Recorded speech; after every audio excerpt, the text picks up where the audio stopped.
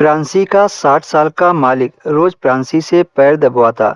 जब फ्रांसी पैर दबा देती, तब वह फ्रांसी को 200 रुपये देता और कहता कि आज मज़ा आ गया।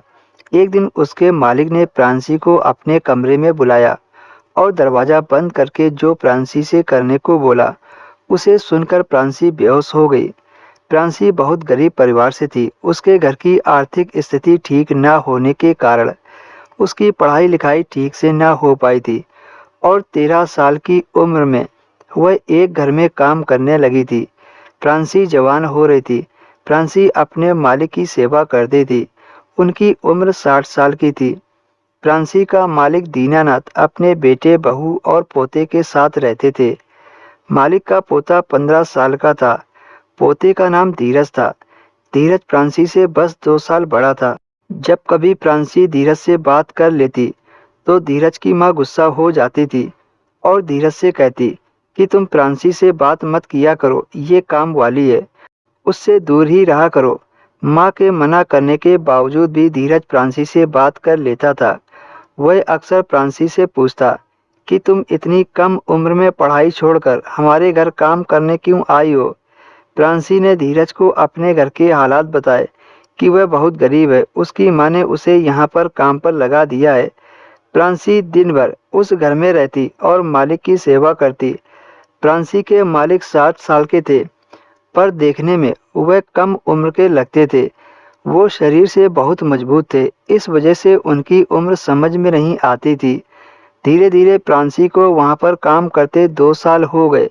इन 2 सालों में उसका शरीर और निखर गया था। मालिक का पोता धीरज भी जवान हो गया था, इसलिए धीरज की माँ अब बिल्कुल भी फ्रांसी से बात करने नहीं देती थी। एक दिन मालिक ने फ्रांसी को अपने कमरे में बुलाया और कहा, बेटा आज मेरे घुटनों में बहुत तेज दर्द हो रहा है। मालिक ने फ्रांसी को 200 रुपये दिए और कहा, मेरे घुटनों में अच्छे से मालिश कर दो। 200 रुपये देखकर फ्रांसी बहुत खुश हो गई। दिन भर मालिक के घर काम करने के बाद भी उसकी पगार 7,000 रुपये थी।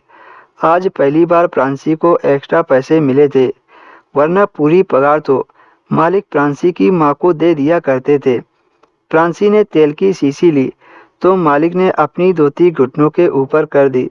फ्रांसी को बहुत अजीब लगा, पर बुजुर्ग के चलते फ्रांसी हल्के हाथों से उनके घुटनों की मालिश करने लगी और फ्रांसी का मालिक आंखें बंद करके आराम करने लगे। करीब 1 घंटा तक फ्रांसी ने मालिक के घुटनों की मालिश की। उसके बाद फ्रांसी कमरे से बाहर निकल आई। अगले दिन जब फ्रांसी काम पर गई, तो शाम के वक्त फिर से उसके मालिक ने उसको अपने पास बुलाया और कहा कि कल की तरह आज भी मेरे घुटनों में मालिश कर दो। और फिर से मालिक ने फ्रांसी को 200 रुपये दिए। अब ऐसा रोज होने लगा। फ्रांसी को रोज एक्स्ट्रा पैसे देते और घुटनों की मालिश करवाते। लेकिन एक दिन कुछ ऐसा हुआ कि उसके पैरों तले से जमीन निकल गई। डर के मारे वह थरथर कांपने लगी।